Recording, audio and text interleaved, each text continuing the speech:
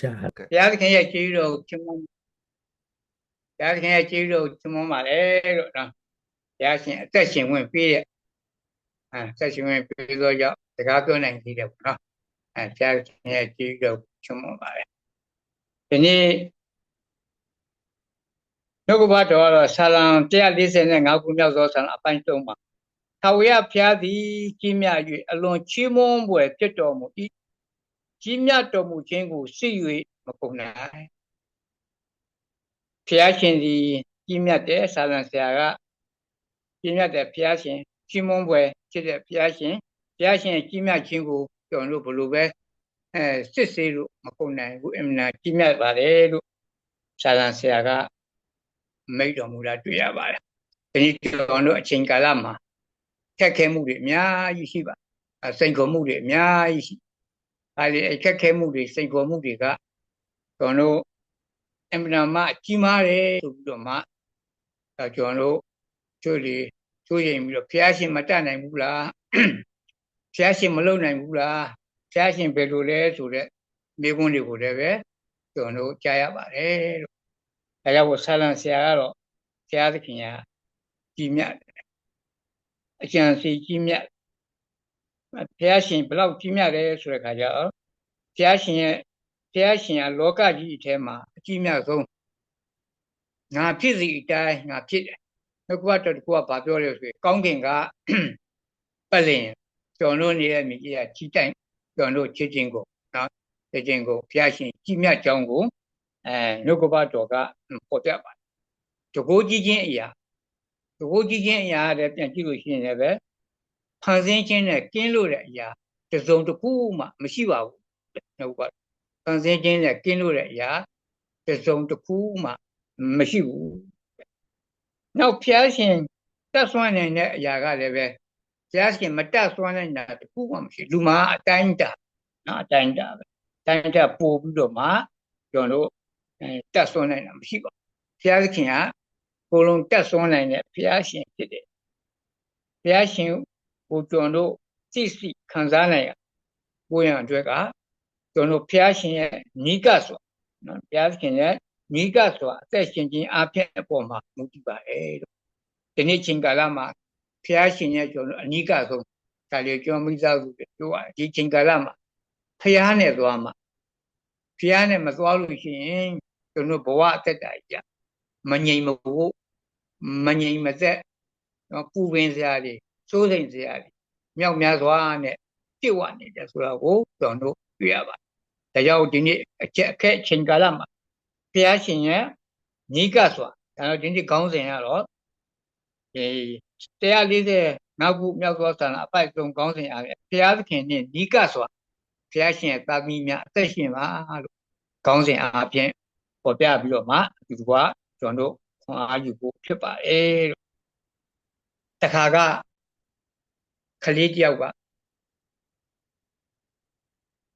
ဘာပြောတယ်ဆိုတဲ့အခါကျတော့လင်းပြန်ယူကိုကြည့်ရတဲ့အဖေရဲ့တဲ့ကောင်းကင်မှာကြည့်ရလင်းပြန်ယူကိုကြည့်ရတဲ့အခါကျတော့လင်းပြန်လေးကသီးသီးပဲသူ့ဖေဟောလင်းပြန်သီးသီးပဲအေးမင်းကလည်းသိရဆိုလို့ရှိရင်သိတာပေါ့နော်တင်မြတ်ကအဲ့သေးသေးလူတွေဘလို့စီးတယ်ကလေးကမေးအဲ့ဒါပဲတနေ့သောအခါမှာဖခင်ကအဲ့ကလေးကိုလင်းဝင်နဲ့ခေါ်သွားပြီးတော့ဒါရင်မင်းပြန်တော့ဖော်ပြလေရင်အဲ့ပဲအနိကတွားကြည့်တဲ့အခါကျလေရင်ကအကြီးကြီးပဲနော်ဖရဲတဲ့လေရင်အကြီးပါလားအေးမင်းကောင်းကင်ပေါ်မှာဖြတ်သွားတော့မင်းတွေ့ရတဲ့လေရင်အဲ့ဒီလေရင်ပဲနော်အဝေးကြီးကြတဲ့ခါကျလေရင်ကသေးသေးတို့ဆိုအနားမှာသွားကြည့်တဲ့ခါကျတော့လေရင်ကအကြီးကြီးဒီနေ့ကျစွာပဲဒီနေ့ကျွန်တော်တို့ဘုရားသခင်ဘလောက်ကြီးမြတ်တယ်ဆိုတာကဘုရားရှင်ရဲ့နိကစွာကျွန်တော်တို့အသက်ရှင်တဲ့အပေါ်မှာမူတည်ပါဒါ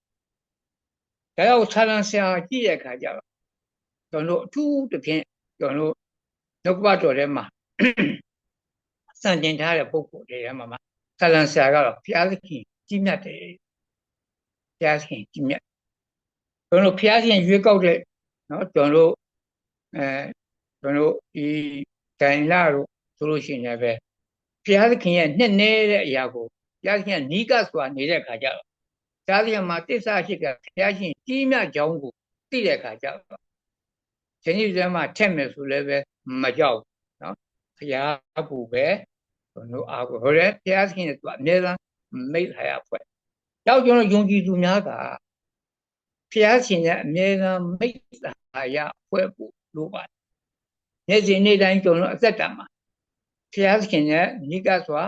တက်ရှင်ဖို့ဘုရားသခင်နှုတ်ကပတ်တော်ကိုကျွန်တော်ဆင်ခြင်ဖို့လိုတယ်ဘုရားသခင်နဲ့ကျွန်တော်စကားပြောနေဖို့လိုတယ်အခက်ခဲမှတွေ့တဲ့အခါကတိုင်း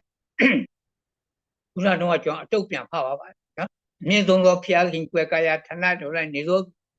အနန္တတဘိုးရှင်အရေးကိုရတယ်ဒီမြောက်သောဘုရားရှင်ရဲ့နိကစွာနေဒီမြောက်တော်မလို့ဘုရားရှင်ရဲ့ကျွန်တော်မိတ်ဟာရဖွဲ့ဖို့ဘုရားသခင်နဲ့ကျွန်တော်တကိုးအေးအောက်မှာကျွန်တော်အသက်ရှင်ဖို့လိုအပ်တယ်ဆိုတာကိုတွေ့ရဒါကျွန်တော်ရဲ့ဘဝမှာကျွန်တော်ရဲ့ဘဝမှာဘုရားသခင်နဲ့အဝေးကြီးမှာနော်ဘုရားသခင်မှာအဝေးကြီးမှာကျွန်တော်နေသောသူများဖြစ်စေပဲ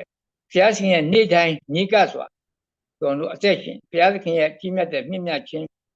ဘုရားရှင်ရဲ့မဆနိုင်မှုတွေကျွန်တော်တွေ့ရမှာဖြစ်ပါတယ်ဒါတော့ဘုရားရှင်ရဲ့ကျွန်တော်ဝေးဝေးနေဘုရားရှင်ရဲ့မိစ္ဆာယဖွဲ့ကျွန်တော်အားနည်းနေလို့ရှိရင်ဘုရားသခင်ကိုသိငယ်တဲ့ကိုကိုရဲ့ဘုရားသခင်ဟာကြီးမြတ်တဲ့ဘုရားသခင်တို့ကျွန်တော်မထင်မဲနဲ့အခြားဘုရားချက်ခြားအရာတွေကိုကျွန်တော်ဒီခုလုံတတ်ပါတယ်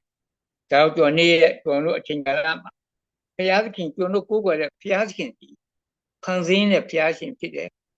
ကဲတင်တဲ့အရှင်သခင်နဲ့ကျွန်တော်ဖြစ်တယ်ကျွန်တော်ကိုလည်းအမြဲတမ်းကျွန်တော်ဒီမဆာဖို့လက်ကမ်းနေတဲ့ဘုရားရှင်နဲ့ဖြစ်တယ်အမြဲတမ်းကျွန်တော်သူ့ကိုခေါ်ရင်လည်းပဲထူးတဲ့ဘုရားရှင်ခေါ်ဖို့အရေးကြီးပါနော်ဒါကြောင့်မို့ကျွန်တော်ဒီနေ့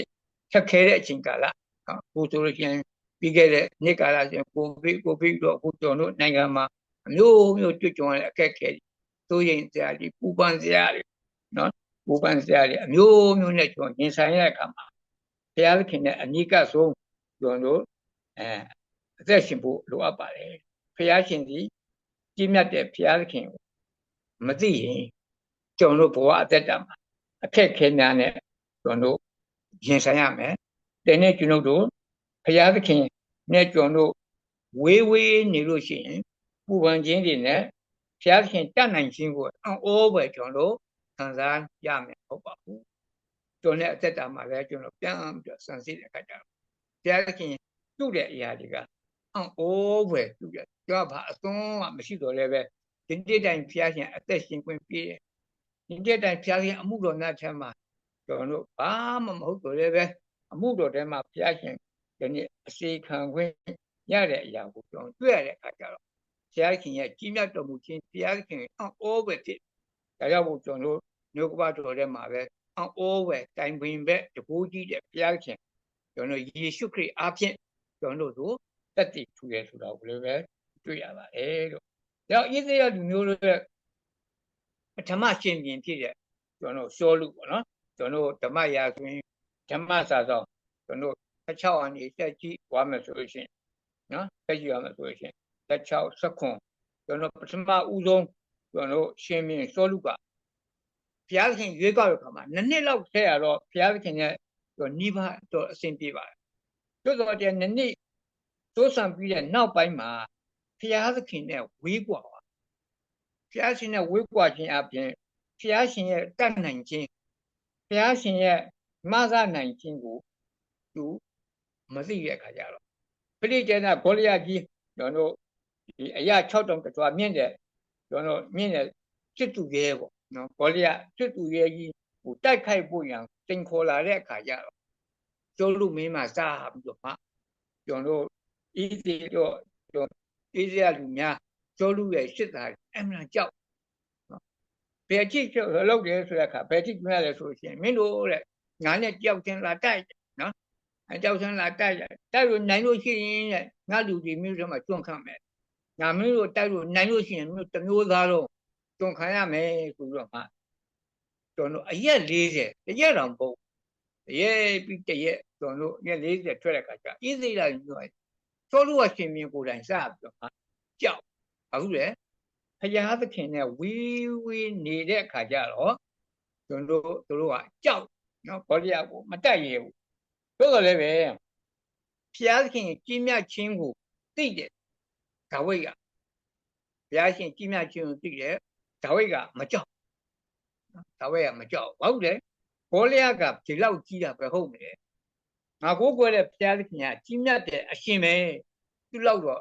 နော်ဒါကြောက်စရာရှိတယ်ဆိုပြီးတော့မှဒါဝိတ်က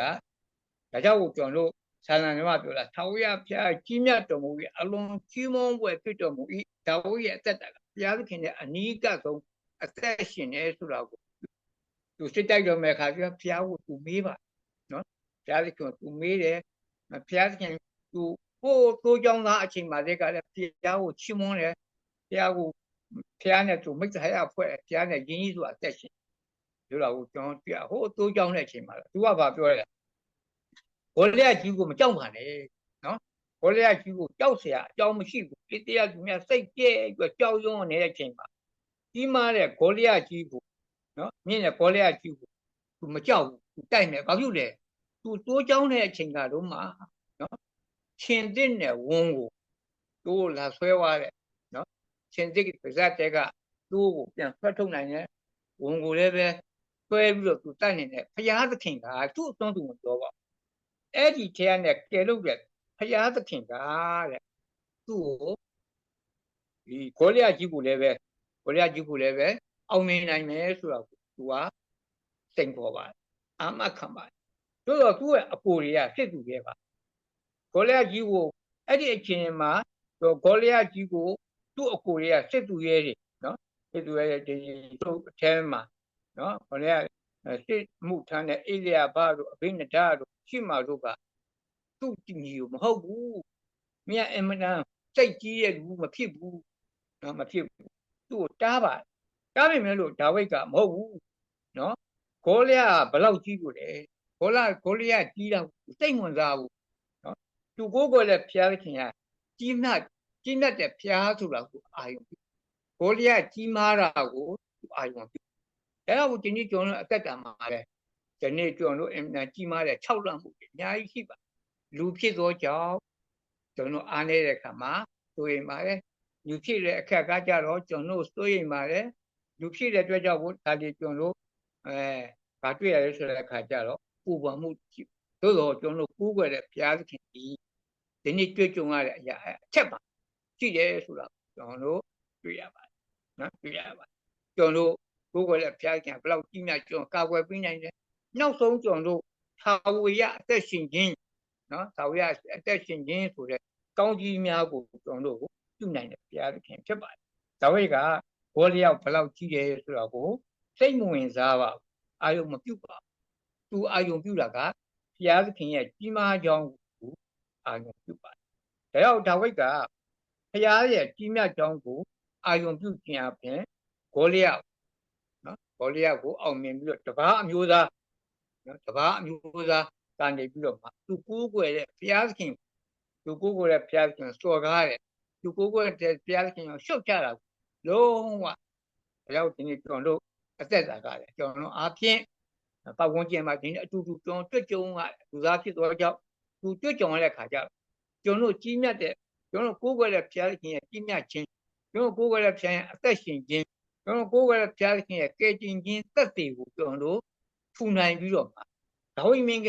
ဒါဝိကဲ့သို့ဘုရားရှင်အနေကဆိုတာဒီချီးမွမ်းနိုင်တော့သူများဖြစ်ဖို့ရည်ကြည်ဘူးနေ့ရက်အချိန်တိုင်းကျွန်တော်ဘုရားသခင်ရဲ့အနိကနေချီးမွမ်းတယ်ဒါဝိဒ်ကအမြဲတမ်းချီးမွမ်းတယ်သူကြောင့်တော့လည်းစောင်းကလေးနဲ့ဘုရားသခင်ကိုချီးမွမ်းတယ်နော်သူမင်းဖြစ်တဲ့အခါမှာလည်းပဲဘုရင်ဖြစ်တဲ့အခါမှာလည်းပဲတက်တာတော့အတွက်နော်တက်တာတော့အတွက်သူလက်ခါကြတယ်ချီးမွမ်းတယ်ကပ်ဖို့ပြီးတော့ချီးမွမ်းတယ်နော်သူရဲ့ဖြစ်တည်မှုဆိုတဲ့ရှင်ဘုရင်ကိုသူမေ့ပြီးတော့သူကဘုရားကိုသူကအမတန်ချစ်ပြီးတော့ချီးမွမ်းတဲ့အထိဒါကြောင့်ဒီ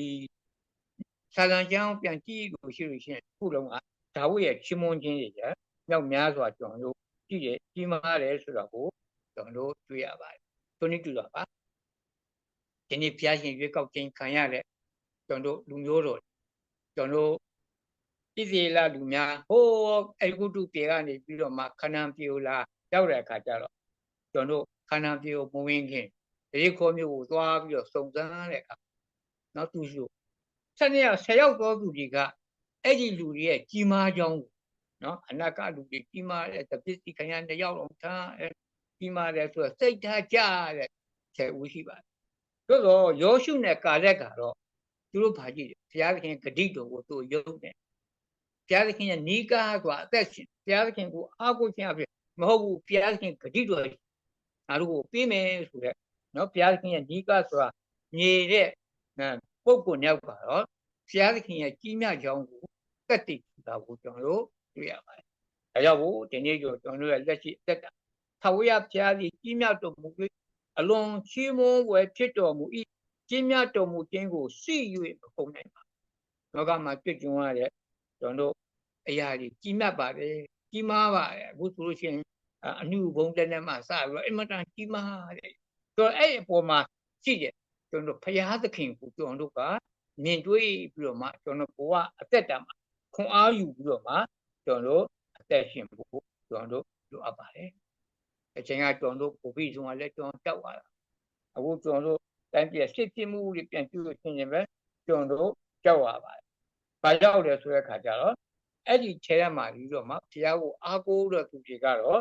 နိကဆိုတာနေတဲ့သူတွေတော့ရှင်းမွန်းနိုင်တယ်ဆိုတာကိုကျွန်တော်တို့နားလည်ပါတယ်ကျွန်တော်တို့ကိုယ်ကလည်းဘုရားသခင်ပေါ်မှာစိတ်ချဖို့ကျွန်တော်လုပ်ပါတယ်ဘုရားသခင်နဲ့အမတန်ယဉ်ဤတော့သူများဖြစ်ဖို့ကျွန်တော်တို့လိုအပ်ပါတယ်လို့ဒါကြောင့်ကိုကျွန်တော်တို့ဒီ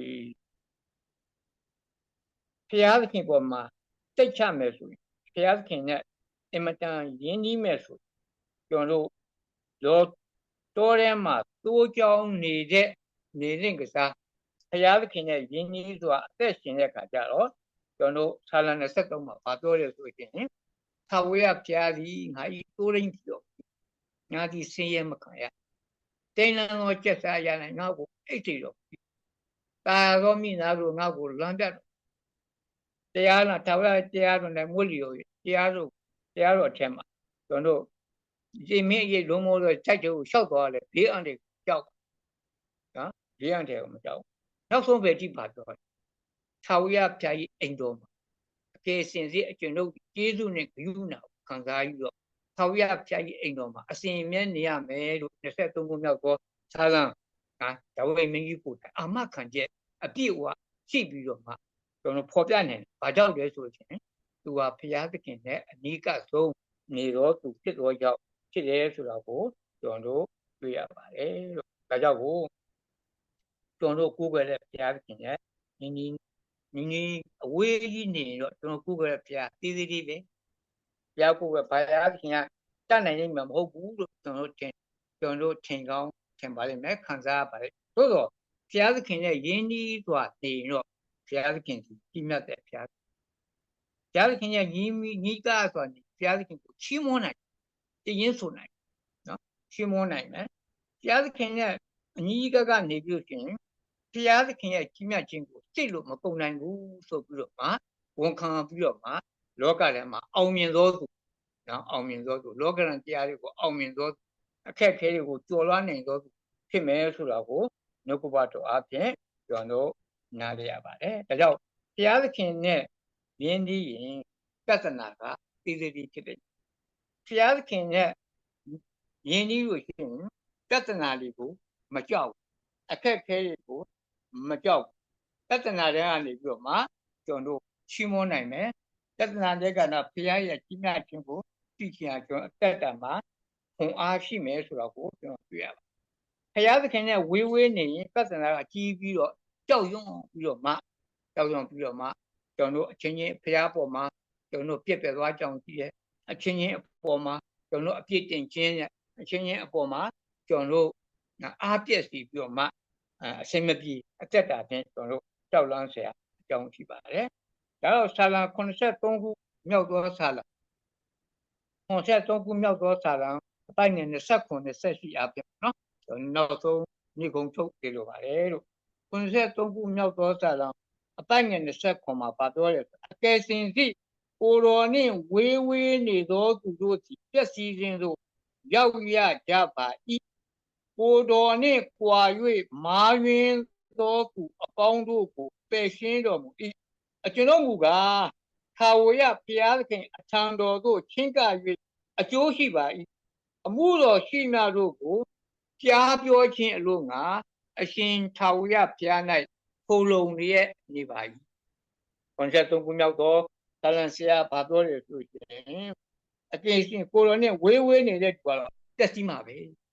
ကိုယ်နဲ့ဝေးဝေးနေတဲ့သူကတော့တက်စီမှာပဲမားရင်းမယ်ကိုယ်နဲ့ကွာတဲ့သူတွေမားရင်းခြင်းနေတယ်ကျွန်တော်အသက်ရှင်မယ်တို့တော်ပဲသူကတော့အထံတော်ထဲမှာချင်းကပ်ပါတယ်အထံတော်ထဲမှာခိုလုံပါတယ်ကိုယ်ရဲ့အမှုရှိမြလို့ကိုယ်လည်းပဲကြားပြောပြီးတော့မှကြားပြောနော်ထာဝရဘုရားမှာအစဉ်မြဲခိုလုံပါလိမ့်မယ်လို့နှုတ်ကပတ်တော်အပြင်ဒီနေ့ပေါ်ပြပါတယ်ဒါကြောင့်နေ့တိုင်းကျွန်တော်ဘဝအသက်တာဘုရားသခင်နဲ့နိကစွာကျွန်တော်အသက်ရှင်မှာဘုရားရှင်နိကဆိုရင်ဘုရားရှင်ကြီးမြတ်တော်မူကြောင်းကိုကျွန်တော်ခံယူပြီးတော့မှဒီကဘာဘဝအသက်တာမှာကျွန်တော်အချိန်ကာလမှာကျွန်တော်ယောဂရန်တရားပဲပြောတွေ့ကြုံရတဲ့အခက်အခဲကိုရင်ဆိုင်ကျော်လွှားအောင်မြင်နိုင်သောသူများဖြစ်ကြပါစေလို့နှုတ်ကပတ်တော်အပြင်အနေငယ်ပေါ့လေဒီငါခွန်အားပေးရဲ့တိုက်တွန်းပါတယ်နှုတ်ကပတ်တော်နဲ့အတူကြာရောက်တိုင်းကိုဘုရားရှင်သာ၍ကောင်းကြီးပေးပါစေအာမင်